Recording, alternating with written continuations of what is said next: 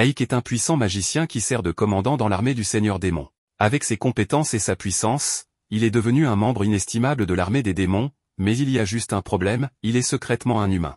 Pendant une guerre, les troupes orques parviennent à percer les murs d'un château grâce à des explosions bien placées près de la base du mur que Aik leur a fourni. Pendant que tout cela se passe, il observe depuis au-dessus avec le chef orc, qui est grandement satisfait des résultats de l'invasion de ses troupes après avoir suivi les conseils de Aik. Cependant, Aik n'est pas surpris par le résultat, car la victoire était quasiment assurée dès qu'il a été assigné pour superviser cette opération.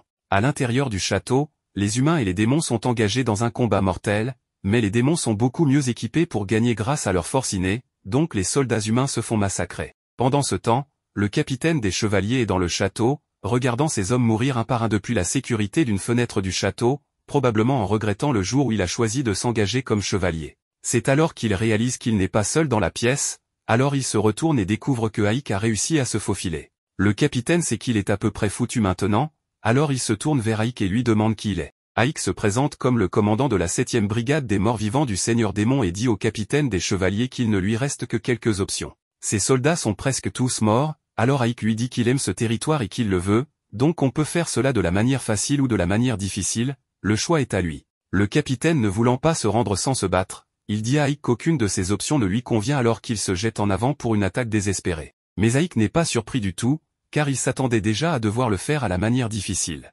Il lance rapidement un sort à bout portant qui frappe le capitaine des chevaliers et le neutralise. Aik a officiellement gagné cette guerre, mais quand le chef orc entre dans la pièce pour le féliciter de sa victoire, alors que la chose normale à faire pour un commandant démon à ce moment-là serait de tuer tous les membres survivants de l'armée, Aik a d'autres plans.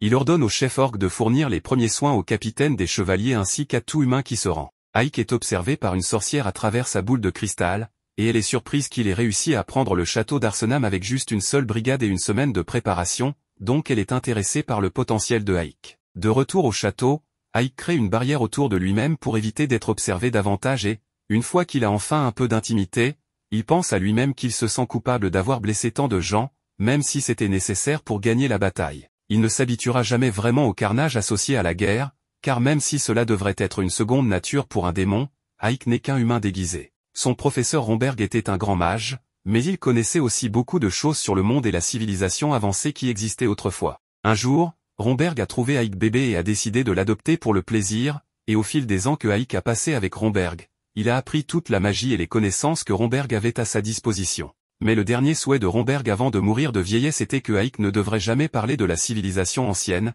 car cela provoquerait un désastre si les gens en savaient quelque chose. Il y avait aussi une autre chose que Romberg avait demandé à Aik, ne jamais se laisser voir sans sa robe ou son masque, car s'il était découvert comme étant humain, le Seigneur Démon ne l'épargnerait pas. Depuis ce jour-là, Aik n'a jamais enlevé son masque et même maintenant, il ne peut l'enlever que grâce à la puissante barrière qu'il a érigée autour de la pièce.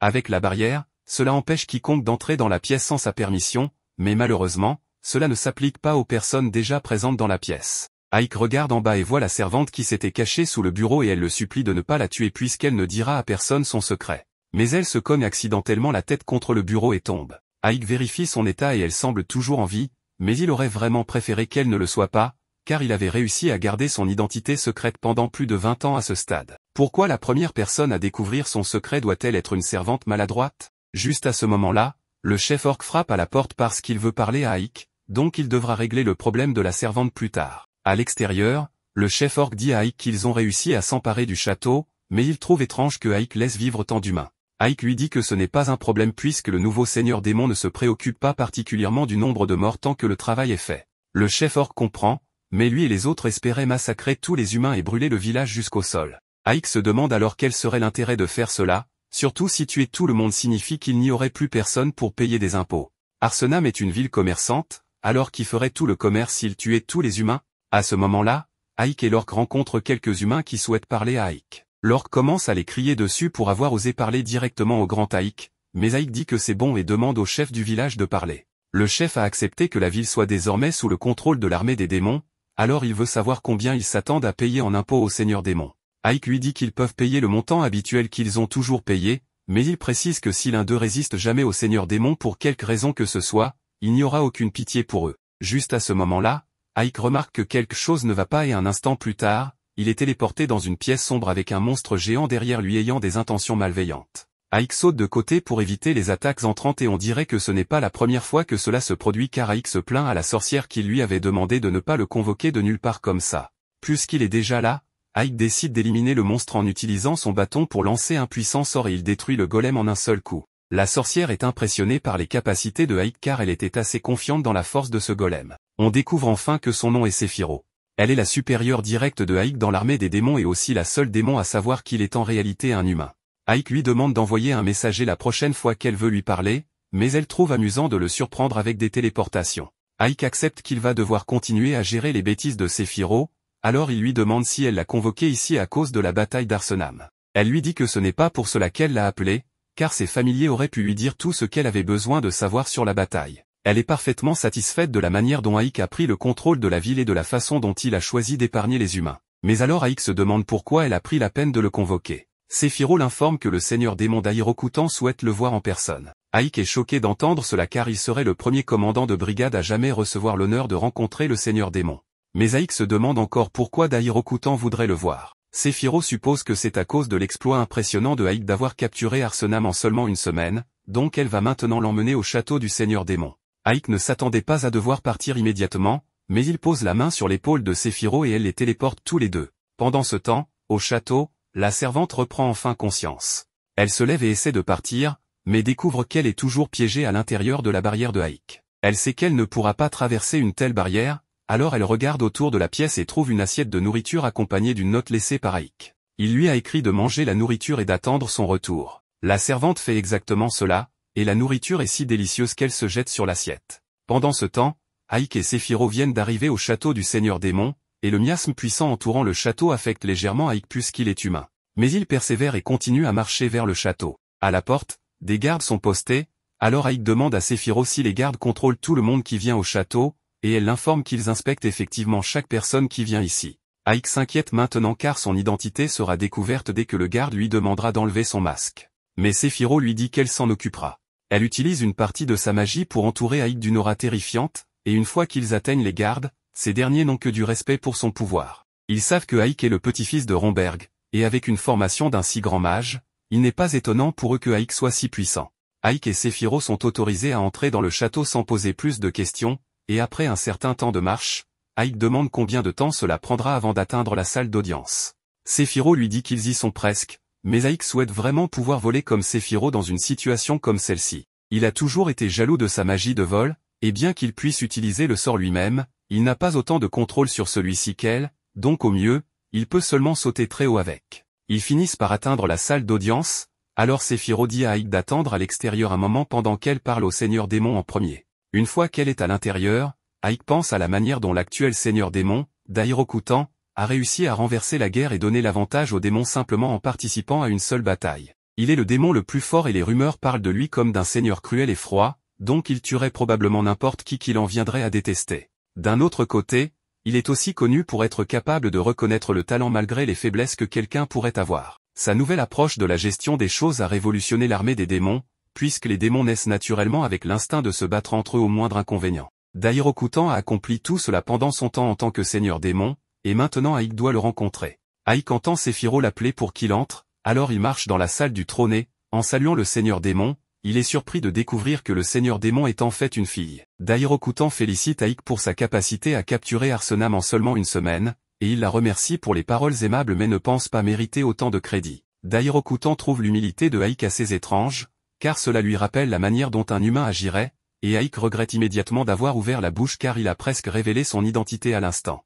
Heureusement, Sephiroth le couvre et explique que Aik a été élevé par le grand magicien Romberg, qui était connu pour être assez humble, donc cela expliquerait d'où Aik a appris l'humilité. Elle pense également que Aik pourrait être plus intelligent qu'elle ne le pensait initialement, et a donc choisi d'éviter de tuer inutilement les humains même après avoir conquis Arsenam. Mais en ce moment, Aik regrette un peu de ne pas avoir tué ces humains comme un démon normal l'aurait fait, car cela attire maintenant une attention indésirable sur lui. Il demande la permission de parler et explique à d'Ahirokutan qu'il a épargné les humains car, bien qu'ils puissent craindre la terreur, ils n'obéiront pas longtemps à cela. Il a donc pensé qu'il serait préférable d'éviter de les tuer autant que possible pour qu'ils puissent garder leur sens de la normalité et rester productifs. D'Ahirokutan demande si c'était aussi l'opinion de Romberg, et Aik dit oui. Il ne parle que depuis quelques minutes avec elle, mais il peut déjà dire que Dairokutan doit avoir des connaissances sur les anciennes civilisations dont Romberg a parlé à Aik, et elle a utilisé ces connaissances pour former l'armée des démons telle qu'elle est aujourd'hui. Dairokutan se téléporte de son trône et atterrit devant Aik en disant qu'il est définitivement différent de la plupart des démons, mais la prochaine fois qu'ils se rencontreront, elle aimerait voir à quoi ressemble son visage sous ce masque. Elle se téléporte ensuite derrière lui et dit qu'elle s'attend à voir plus de bons résultats de sa part à l'avenir. Dès qu'elle sort de la pièce, Aik s'effondre de nervosité. Sephiroth se moque de lui pour avoir été si nerveux devant Dairokutan, disant que bien qu'il soit peut-être un puissant magicien, il reste un lâche. Ce qui l'a tellement angoissé, c'est le fait que Dairokutan pouvait dire que le masque n'était pas son vrai visage, mais au moins elle ne sait pas encore qu'il est humain. Sephiroth mentionne également que Aik va recevoir une récompense de Dairokutan pour ses réalisations, bien qu'elle ne qualifierait pas cela exactement de récompense.